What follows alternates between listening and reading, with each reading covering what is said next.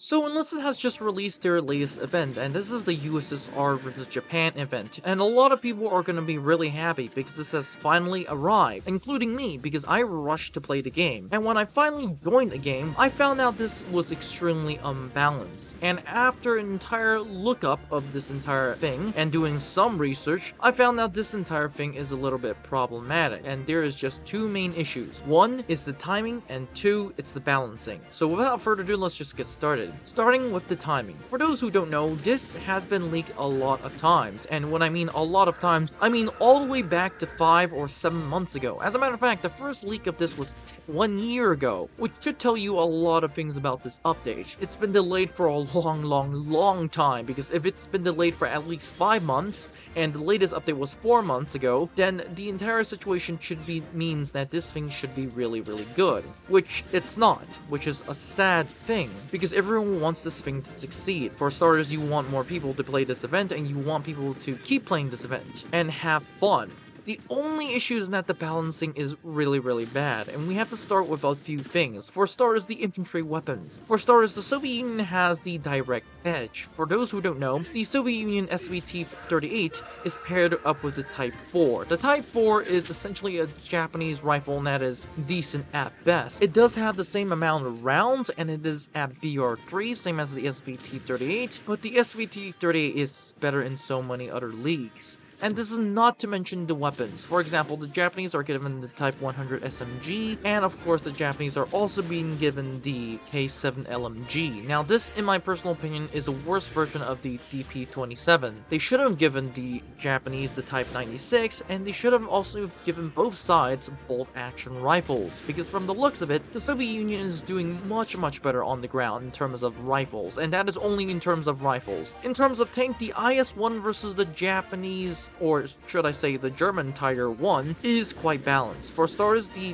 IS-1 can penetrate the Tiger 1, but it takes some time. So in general regards, the Japanese do have the tank advantage, which is something that is very rare, and I did not expect that. So that's pretty interesting. In terms of the planes, the Soviet Union has full advantage. Now in terms of pure stats, the Japanese have the full advantage, but that is because the Soviet Union do not start from the carrier. The Japanese Zero does start from the carrier, and that is going to hinder the Japanese a lot. With all of these opinions combined, and considering the fact that the Soviets have a very good assault weapon, that being the PPS-H-43 and the PPS-H-41 box, the Japanese situation isn't that good. And not to mention the fact that when everyone plays the game, everyone just rushes to play the Soviet Union. And the reason is because it's pretty dang simple. For starters, the Soviet Union historically won the Manchurian campaign, and two, the Soviet weapons as of right now are much better. Anyone who has played the game or this event for 2 seconds would know that the Japanese do not have better weapons than the Soviet Union in this event. Not only do the Japanese have worse SMGs, they arguably even have a worse assault weapon, and they definitely have a worse semi-automatic weapon. My personal opinion was to give the Japanese some bolt actions and call it a day. The only weapon in which they drive an advantage is the Type A automatic rifle. What's worse is that the Soviet Union has the AVT-4020, which doesn't really make sense, but sure, let's just give them the AVT-4020. In my personal opinion, in terms of the ground battle, the Japanese already are suffering. In terms of the air battle, the Japanese, because they have to start from a carrier, is already suffering once again.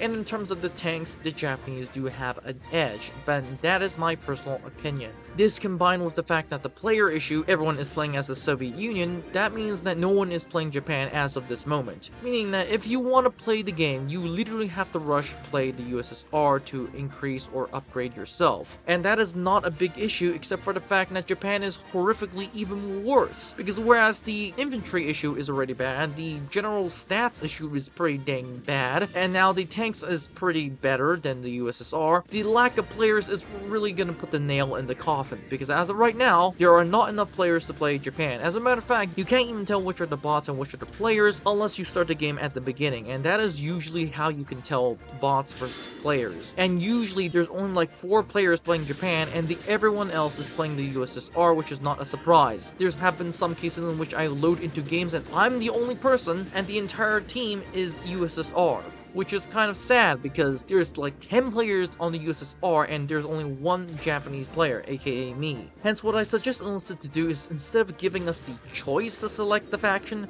they just give us the faction. And when I mean they give us the faction, they divide the player base by 50-50, and they essentially force us to play one faction, because that is what I essentially thought they would do. But no, everyone is playing the USSR, and I'm almost guaranteeing you, in 1 or 2 days, everyone is going to be playing Japan, which does make sense. What's going to happen is that, although the fact that Japan does have a lot of not so good weapons, the Soviet Union with 1 or 2 players is going to lose against a 10-player Japanese team, which is kind of sad, because you did not lose because you were bad, you lost because you did not have enough players. And this is pretty much exactly what's been going on in games right now. So without further ado, this is the entire event. Not only has the event been delayed, but the event itself is lackluster at best. Not only are the weapons imbalanced, except for the tanks, which is, well, the good side, but the fact that the entire situation is revolving around the fact that whoever has more players essentially win. Enlisted should have definitely essentially just put the players in 2, and they 50-50 split the player base automatically without us having to choose. So that is my personal opinion of how this entire event should have gone down. The fact that they delayed for essentially a year, 5 to 7 months, is already kind of disappointing. So without further ado, this is all up for this video. Don't forget to like, subscribe, and join the Discord, and I'll see you in the next one.